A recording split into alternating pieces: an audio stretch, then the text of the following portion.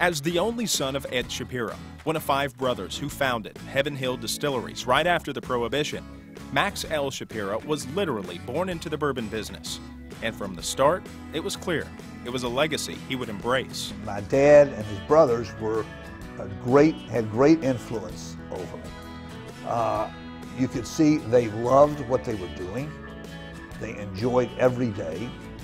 The word work was really not exactly descriptive. It was something they liked to do. It wasn't work. They had a love of commerce. They had a love of excellence. Growing up in the shadow of the family distillery in Bardstown, Kentucky, Max had the opportunity to immerse himself in the world of commerce at a very early age. My first job, when I was about 8 or 9 years old, I'm not even sure if it's legal today to have an 8 or 9-year-old working, but I was placed in the guardhouse with the responsibility of opening and closing the gates for the trucks that would come through. Now, for an 8 or 9-year-old, that was a big deal. Max Shapira didn't begin his adult career in the Heaven Hill executive offices. After earning his undergraduate and master's degree at Washington and Lee and Harvard Business School, he first took a position at the Wall Street investment firm, J.P. Morgan & Company in New York.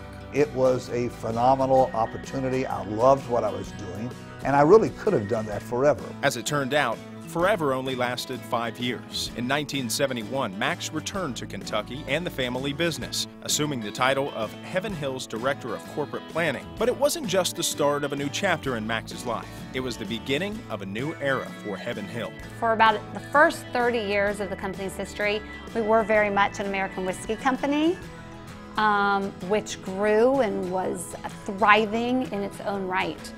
And then when my dad came to the company, we started diversifying into vodka and gin and tequila, and we just really have never looked back. This expansion into new products was achieved both through internal development and brand acquisitions. But through it all, Max nurtured all this growth with a management style that got the most out of everyone around him. It's a great combination of skill sets that he has between intelligence and passion and commitment. And love for the people around him. He knows what's important, and throughout his entire life he stays focused on making the best of them. He's one of the most intelligent people I've known in business. Just seems like he makes the right moves. They expand. It seems like every month they come out with a new brand. He knows what he wants, he knows what he expects, and he gets it. And he has a tremendous amount of respect within the industry. He's been in it a long time. He's a smart guy. That smart guy ultimately rose to the presidency of Heaven Hill in 1996 and now presides over what is not only the nation's 6th largest overall distilled spirits producer and marketer, but also the largest family-owned and operated company in the industry. And more than anything else, it's continuing and passing down that family legacy that has been his proudest accomplishment. This is a family business, and not many family businesses are able to perpetuate themselves with family management over a course of a number of generations. If you look at this industry, it's dominated by international companies now, huge international companies. We're the largest privately owned company still. There's none anymore.